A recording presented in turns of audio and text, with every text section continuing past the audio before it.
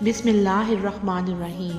السلام علیکم معزز سامعین، آج کی اس ویڈیو میں ہم اعمال 13 رجب کے حوالے سے بات کریں گے۔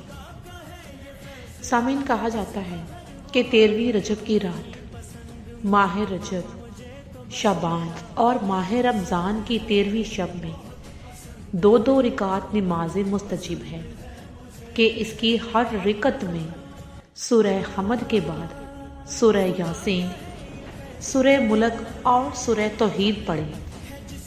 پھر 14ویں شب میں 4 رکعت نماز دو رکعت کر کے اس طرح پڑھیں، اور 15ویں شب میں 6 رکعت نماز دو کر کے اس طرح سے پڑھیں۔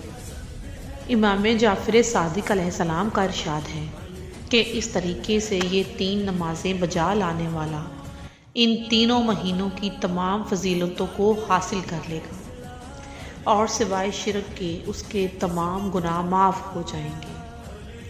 13ویں رجب کا دن، معزز سامعین، یاد رہے کہ یہ ایام بیض کا پہلا دن ہے۔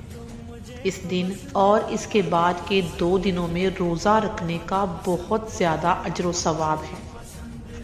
اگر کوئی شخص عمل داؤد بجا لانا چاہتا ہے تو اس کے لیے 13 رجب کا روزہ رکھنا ضروری ہے، اور اسی بنا پر مشہور عام الفیل کی 30 سال بعد اسی روز کعبہ معظمہ میں امیر المومنین امام علی علیہ السلام کی ولادت بسعادت ہوئی۔